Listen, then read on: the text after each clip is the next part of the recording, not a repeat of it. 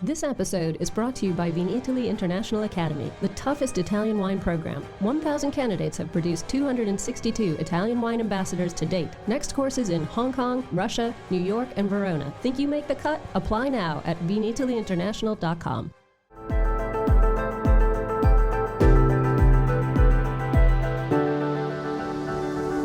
Welcome to the Italian Wine Podcast. I'm Cynthia Chaplin, and this is Voices. Every Wednesday, I will be sharing conversations with international wine industry professionals, discussing issues in diversity, equity, and inclusion through their personal experiences working in the field of wine. If you enjoy the show, please subscribe and rate our show wherever you get your pods.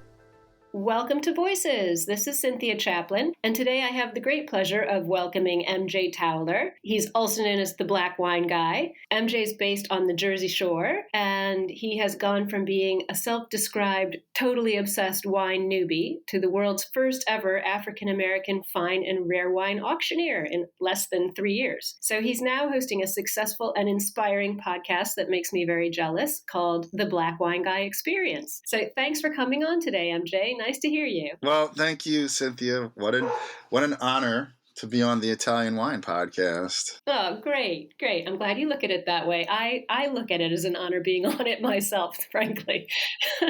I want to talk to you about how you got into the wine world, because it definitely was not through any kind of a traditional path. In fact, you've got a law degree from Rutgers, and you were a lifestyle and fitness coach for 15 years. So fill me in. How on earth did you get into wine? Like where, when? What made the light bulb come on with that? Well, actually, I think I got in the way most people do. You kind of fall into it, to be honest with you. So I did graduate from law school. And when I was in law school, I had a friend from undergraduate who lived in New York City. And so I would go hang out in New York City a lot on the weekends. And he introduced me to a man named John Capon. And John Capon is the chairman of Acker Wines. His family owned, at the time it was called Acker, Merrill and Condon. And me and John just kind of hit it off, and we used to hang out all the time. John at that time was a hip hop producer. He wasn't even into wine himself. So we would just hang out, listen to music, drink, do what young men did in the 90s in New York City. Young women were doing that too, believe me.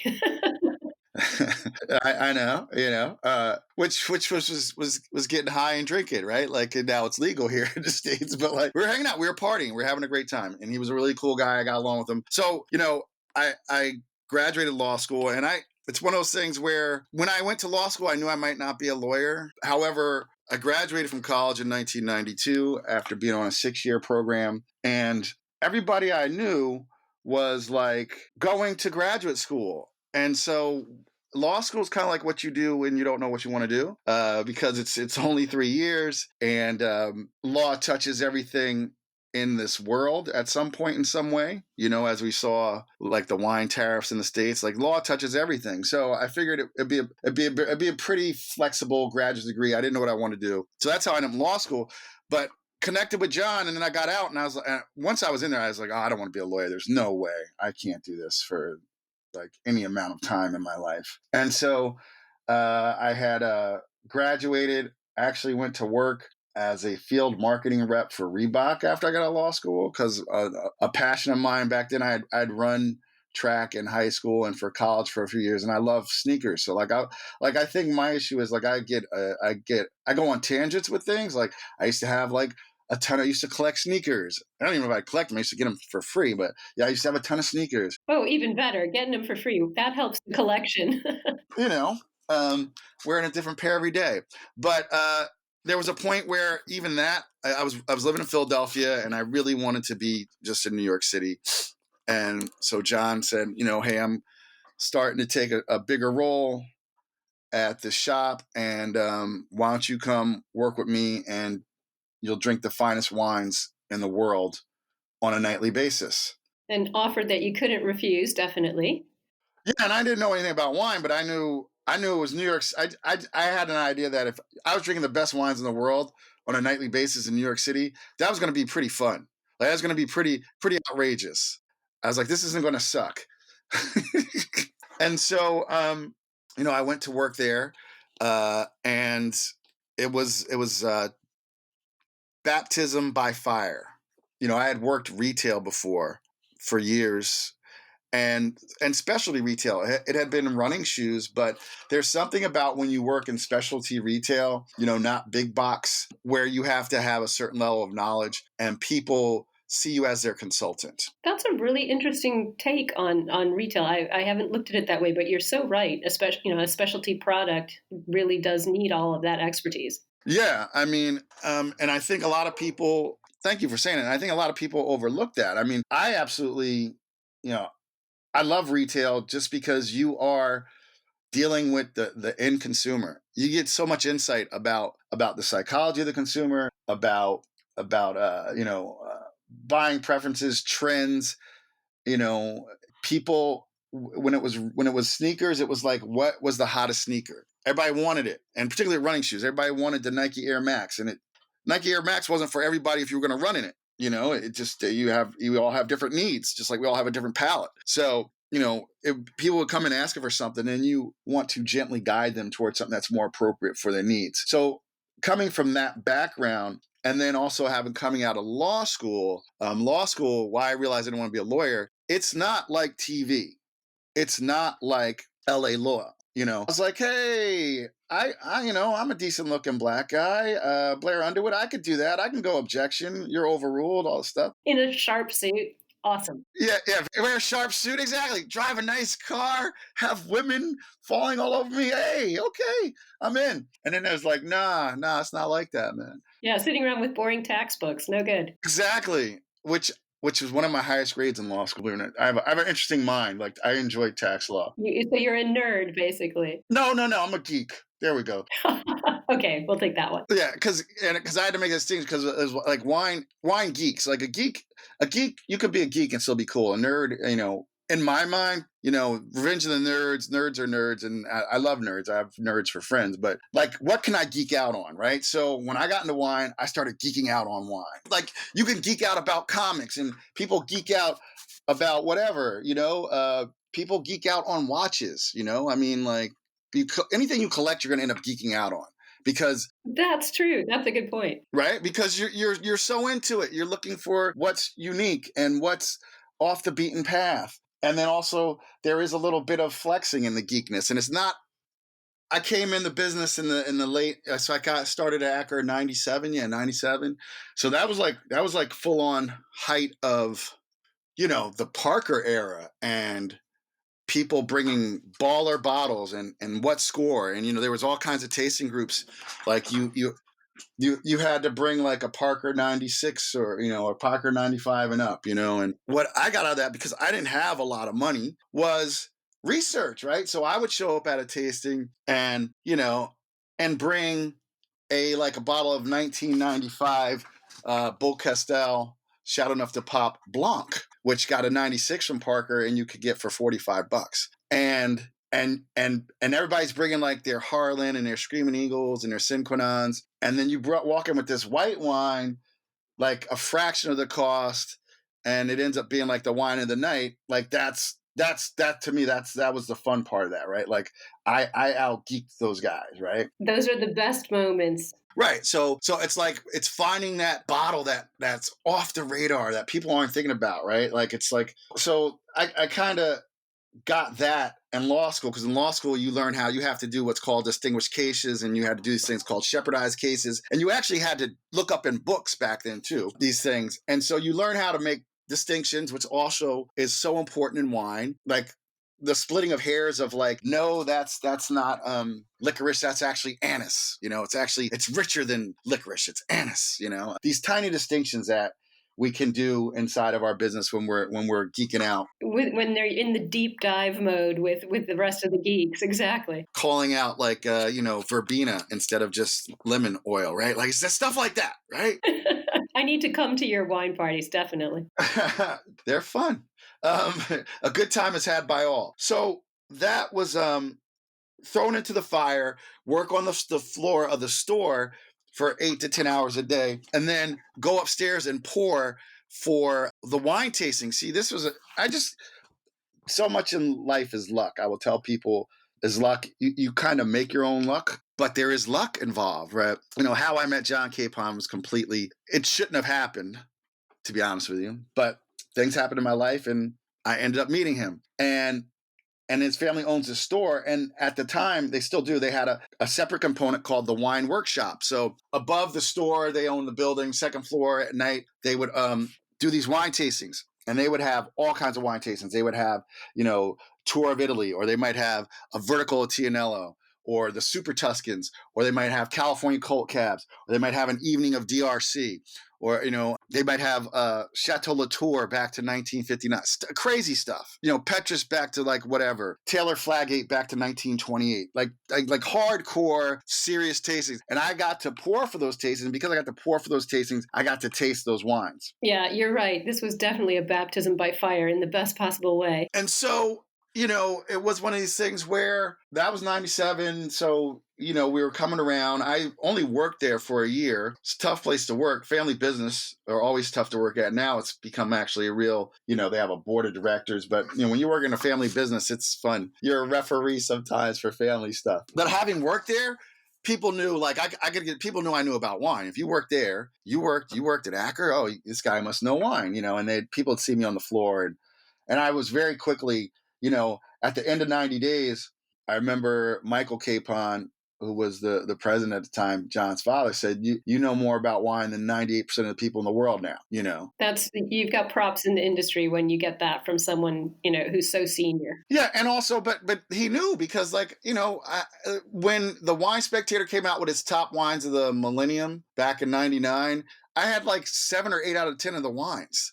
It was ridiculous, and we're talking like, crazy stuff, all the 82s, all the 86s, DRC. That's amazing. What a great experience. Like some incredible entry into the wine world. You didn't fall into it. You jumped in with both feet. It was great. And I was like, oh my God. And then I said, I kind of like everybody else, the law degree is whatever, but so many people that I meet in wine, particularly being here in the East Coast in New York, like people go to Columbia, people go to Ivy League schools and end up in wine. People go to like UVA and end up as a somm, because it is so intellectually stimulating. Yep, absolutely. Well, I went to one of those schools and I definitely did not stay with what I was doing for my degree. So yeah, I absolutely get it. And it is endlessly fascinating. As you said, the deep dive stuff, the minutia does become really addictive. So having worked at somewhere like Acker, that really gives you, a great jumping off spot. So where did you go next? I mean, what could have been better than that? What came next after that? I was probably feeling myself too much, so I bounced around from a few jobs, and then like some seasonal work. If someone needed help for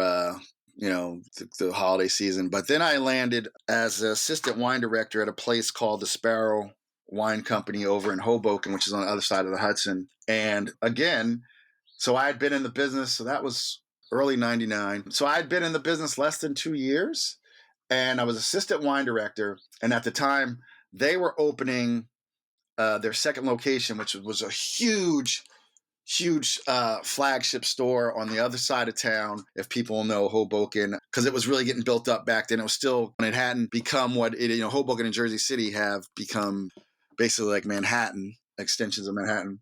And this was a huge store. I mean, it's like the size of like maybe like a Total Wine would be. Like it's like a big, but it was fine wines, right? It had that big box size. And so the owner was working on another project. He was also opening a restaurant, and so he was like, "This has been my vision for 5 years. I'm turning it over to you. You buy all the wine." So I bought all the wines for like this, like I don't know, maybe it was huge store. So I did that, and then I say he made the mistake of taking me out to California because I had a friend who I'd worked with in New York City, actually at Acker, and then he was a graduate of UCSB, and he decided to go back to Santa Barbara. I was doing like direct imports of stuff from Santa Barbara, like stuff that wasn't with a distributor. I would just have him send me like 2 or 3 cases of some stuff, and then I would sell it, Oh my gosh. bootleg-ish. Now to think about it. Well, I mean, we got a 3-tier system. I was like, I got this thing. It's not available on the East Coast. You got to pick up a few bottles, and so I was having fun doing that. And then that's when I really got to the realization that I would think with every wine region, there's so much good stuff that doesn't leave. There's either not enough of it, or a lot of times there's not enough of it, or just like, like you live in Italy now, right? Like, oh my God, that's how much wine is made in Italy Oh, absolutely. that doesn't reach the United States is ludicrous. So what I'm saying is we don't know as consumers and as consumers of this product. There's so much. So my buddy invited. He said, you got to come to this wine festival. I went out to this wine festival with my boss, and he knew. He's like, oh man, please don't leave me. Please don't leave me. And so then, yeah, literally like 3 months later, I moved out to Santa Barbara, California. This was 1999. And what I find interesting is here in the States, like Santa Barbara is still kind of like burgeoning wine region. When people are like, oh my God, wine's from Santa Barbara. I was like, man, I was there in 99, man, before it had all these AVAs, and people were making wines in these areas. But, wine requires time in its evolution, not just in the bottle, just as an industry. Absolutely. And also sort of in sort of people's consciousness. Yeah, right. So, I mean, back then it was all big Napa cabs, and you had your, that was like the predominant thing in the market. People weren't really thinking about a lot of the Rhone stuff. And then, but so what was better is I ended up working as a som and wine store manager at a place called the Montecito Wine Bistro. And, that was back in 1999, 2000. There weren't a lot of master sommeliers in the world. Most of the sommeliers in New York at that time, before I left, were like old French dudes. Most people didn't have, these degrees we have now, WSET, et cetera, and so on. Like it wasn't, I wouldn't say it wasn't necessary. You just had to know wine and be good with people. And I still think that. Yeah, it was much more a thing in Europe than it was in the States in those days. Yeah. And I think even with that, I think it's more, I'm willing to be wrong, but I think it was more the British. Like in France, Soms weren't going to study, and they knew the wines of the regions, they knew the wine list, and they were personable. Yeah, lucky them. They grew up in the grapevines. Yeah, So, and that was, also just a wonderful experience. Now, I will say this is another thing too about luck and fortune. Also, I was dealing with more of a high-end clientele, where I was working on the Upper West Side of New York City, and then in Montecito, California, which is an unincorporated area of Santa Barbara County, which where like Oprah lives in Montecito. That's where her house is. So I just had the opportunity. And then when you're dealing with clients like that, once you serve them well, you're a hospitality professional, people love to share with you. So guests would bring in crazy bottles.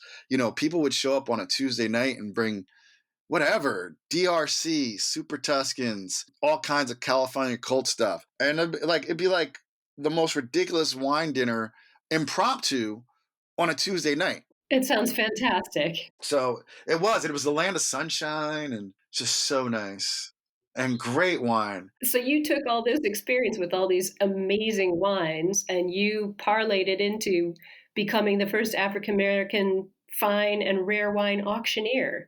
How did that happen? Because that also sounds really incredible and like a very unique experience. Well, that goes back to Acker. So John wanted to get into auctions in the late 90s. So I think Acker had like 1 or 2 auctions before John with his dad. And it was really tough.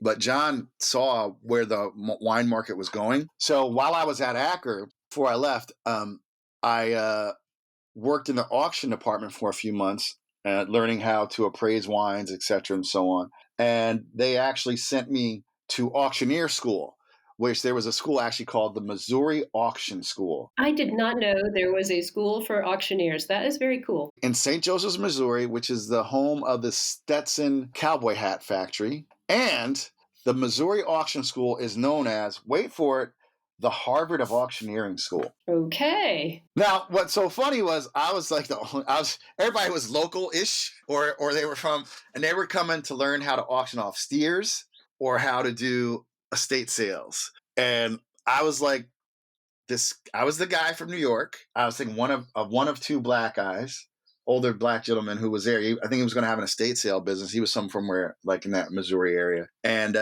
they were like, what do you do? And I'm like, I'm going to be a wine auctioneer. They're like, what? They auction wine? And then I was telling them like, oh my God, it's incredible. Like these wine auctions, they do millions of dollars like in a day. And they were blown away.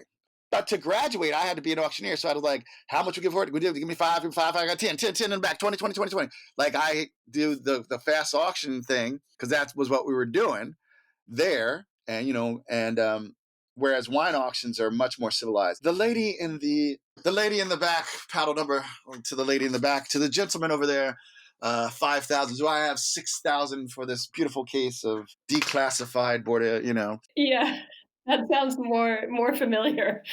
I went to auction school with Acker.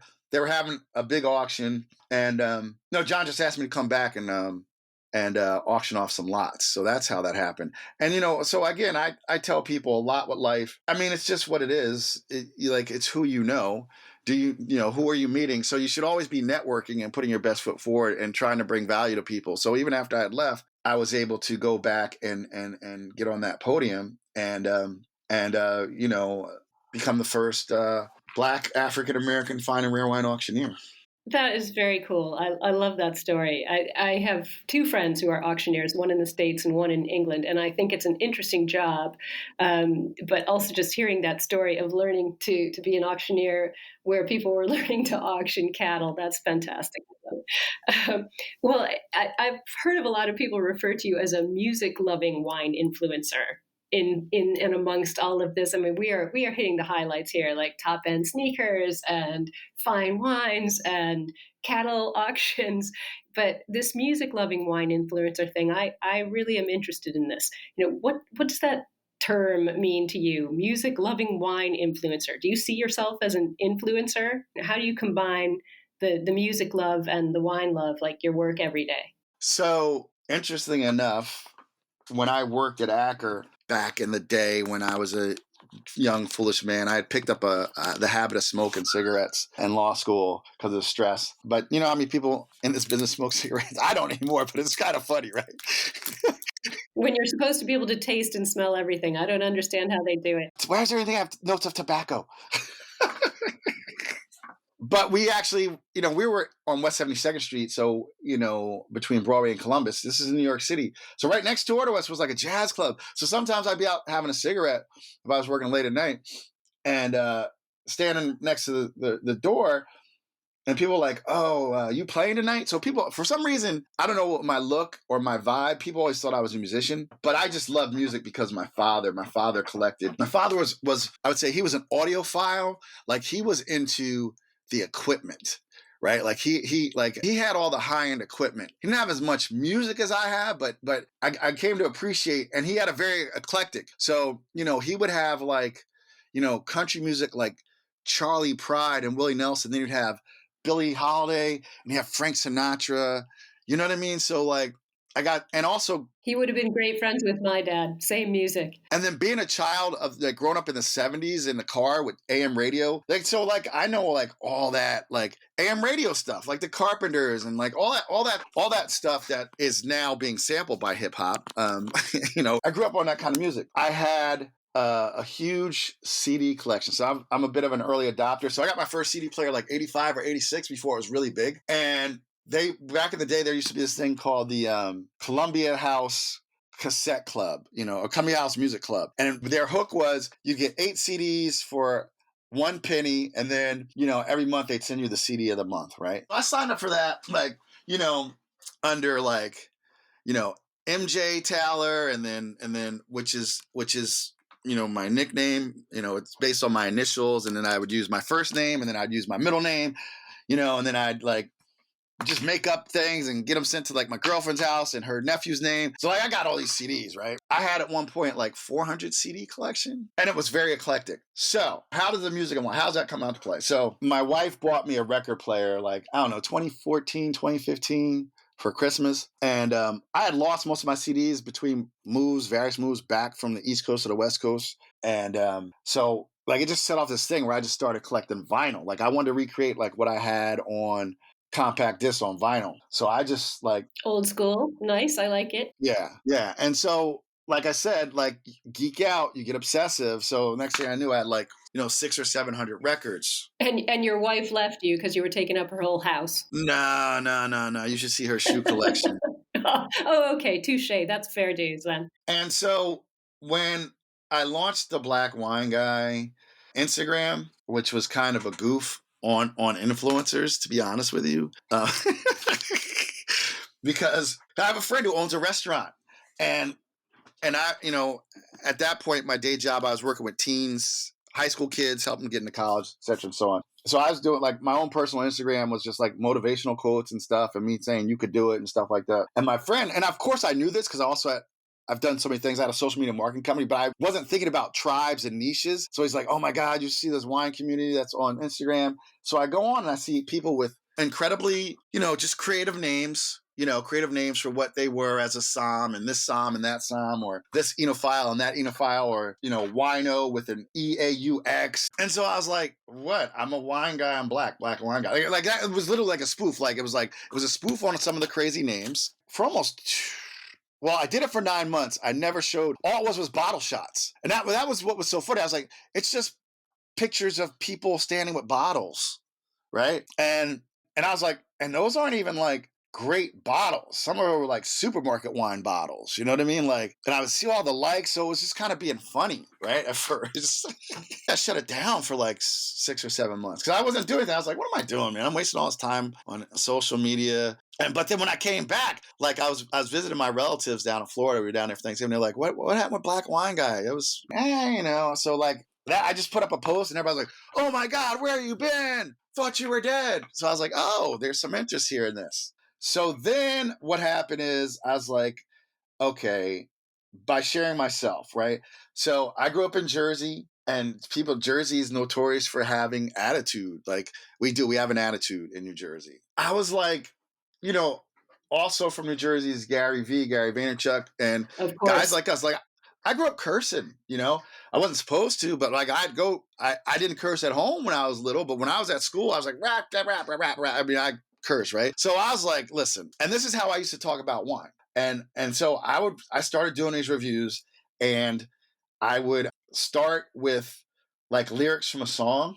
The lyrics could be obscure. And so like someone asked me when I was interviewed a couple of years ago for a print article, like, how do you pick the word? And it could be one word on the label, right? Sometimes everything lines up. Like I'm like, they must have named this wine after a song. But sometimes I'll just look at something like I have a bottle in my hand right now and it says friendship is our foundation, right? So I might go just for that. I might be like, I'm going to use Friends by Houdini as the lyrics for describing this bottle. And then I go into my reviews where like I did one the other day, I'll say utterly fucking ridiculous amounts of juicy blue fruit, right? Because that's what I would say. If I'm drinking with friends, that's what I would say. I wouldn't, I wouldn't say. You weren't filtering it. When I did a few reviews, I was doing the whole wine speed thing, like copious amounts of unctuous. We all know. And I love those words. I love big words. But then I was just like, this wine, like a Syrah might be like, I'm like, it's like a tar-streaked blueberry Pop-Tart, right? Everybody's had a Pop-Tart. Well, not everybody, but, Yes, but no, you get it. You get it. And it's much more accessible to say that than unctuous.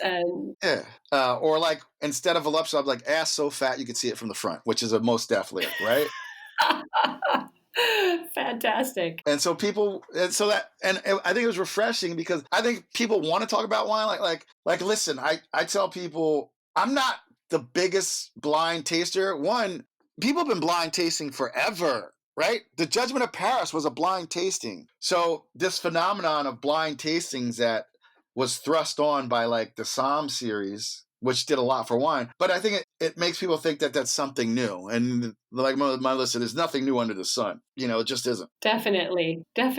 So I one of my things is like, because of my age, I'm a Gen Xer, so I'm between the baby boomers and everyone else, is understanding, but also like what I try and do, I have a lot of respect because I think people don't realize, like, it's atrocious that Kevin Zraly, who is like the godfather of wine education in America, has like only 8,000 followers on social media. And then, an attractive young woman with her WSET1 has like 50,000 followers. Yeah.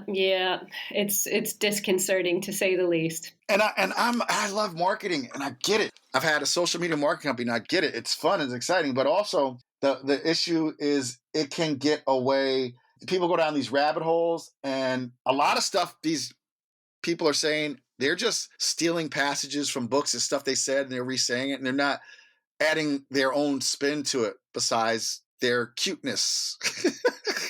Yeah, I love social media, but suddenly everybody's an expert on everything because there's no way of checking their credentials. So it's interesting. It's an interesting time. It is. Like I said, everybody's an instant expert. And what drew me to wine was like I could never know it all. Yeah, that's my favorite thing. No one can ever know it all because it changes every year. You never know what's going to happen next. Yeah, that was Mary Ewing Mulligan, Master of Wine.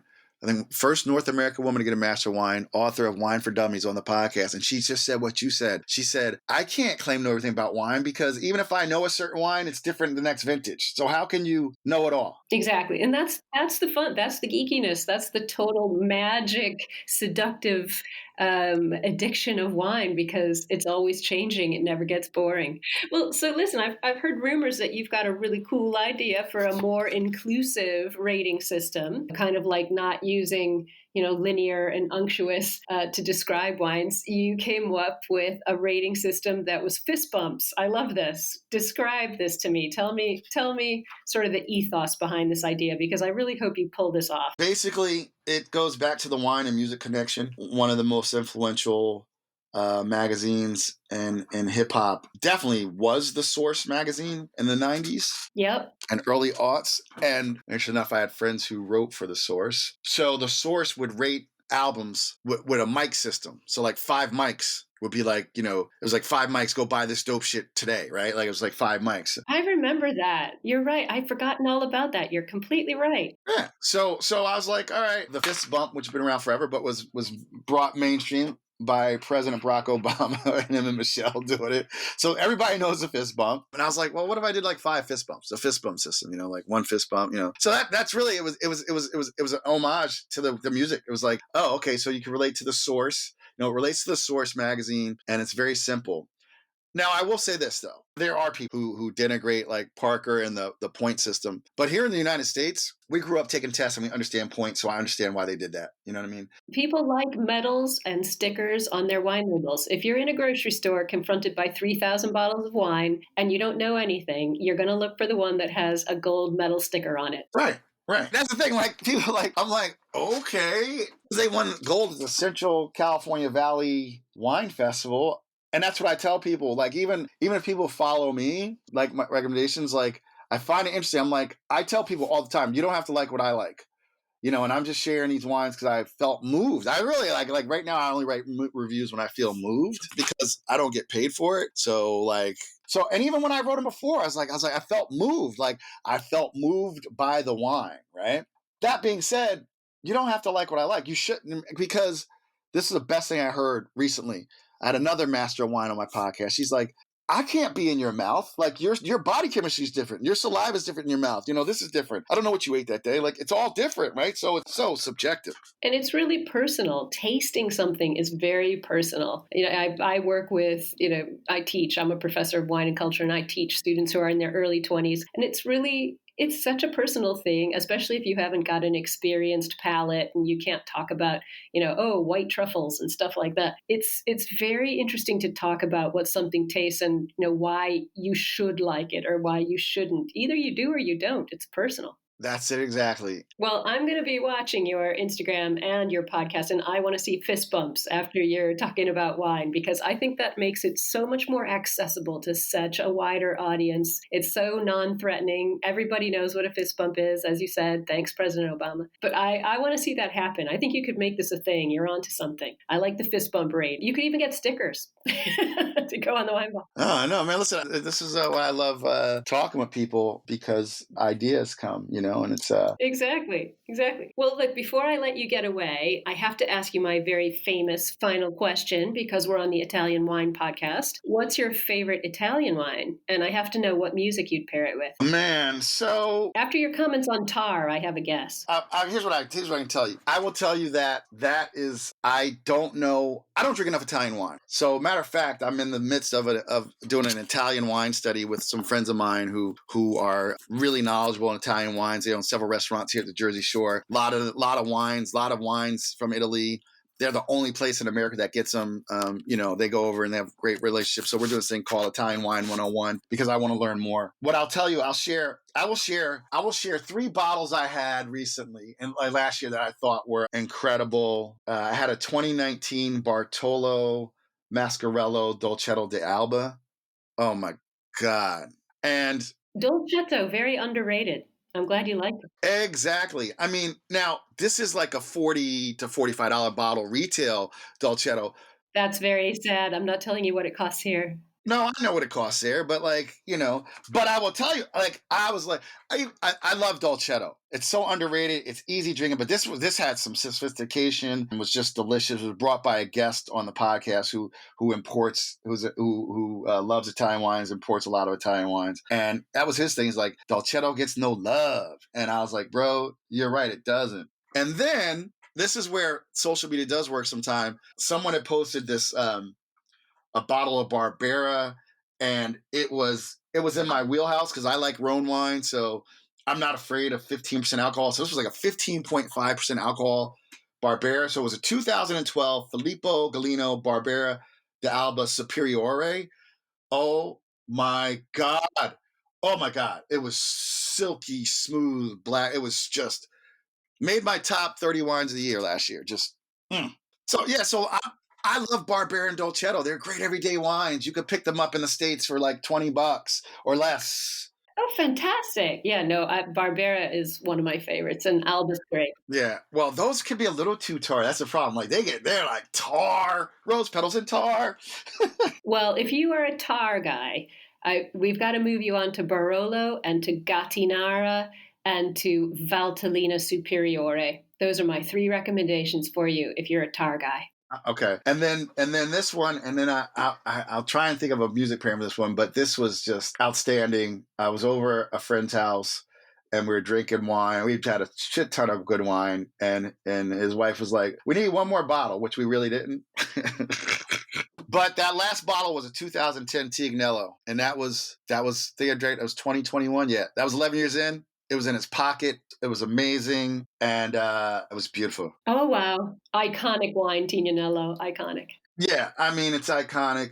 And what would I have paired that with? I would pair that with. I'll tell you what I pair. And pairings have to do with it's a totality of things. Who I was drinking it with, and because my friend who shared this bottle with me and my wife. He's a musician, kind of like has a ska band, in addition to owning a retail shop. What's the commonality of us where we intersect with that Tignello? I would say Ma and Pa by Fishbone. Hey, Ma and Pa, what the hell is going on? Yeah. Oh, wow. Interesting. Oh, well, I got to tell you, one of my songs, same sort of thing, back in high school in the early 80s, when I was a real jazz head in Cleveland, was Wine Light by Grover Washington. And I have been looking, I didn't drink wine then, nobody drank wine in Ohio. I got into wine when I was 20, but I have been looking for the wine to pair with that for my whole adult life. And when I find it, I will let you know. Well, you're so funny. I want to hear that. I want to hear that pairing. And when you said you're from Ohio, I'm like, okay, so when we drink wine, it's getting paired with Back to Ohio by the Pretenders. Like, that's where my mind works. It just goes random. Oh, yes. Awesome. That is awesome. Okay. Well, we can't top that. We're going to have to stop here. Thank you so much for coming on the show. I really appreciated talking with you. Cynthia, thank you for having me. I really appreciate the opportunity to talk with you. And when I'm headed over to Italy, I will let you know so we can get together. You are more than welcome. Thank you for listening, and remember to tune in next Wednesday when I'll be chatting with another fascinating guest. Italian Wine Podcast is among the leading wine podcasts in the world, and the only one with a daily show. Tune in every day and discover all our different shows. You can find us at ItalianWinePodcast.com, SoundCloud, Spotify, Himalaya, or wherever you get your pods.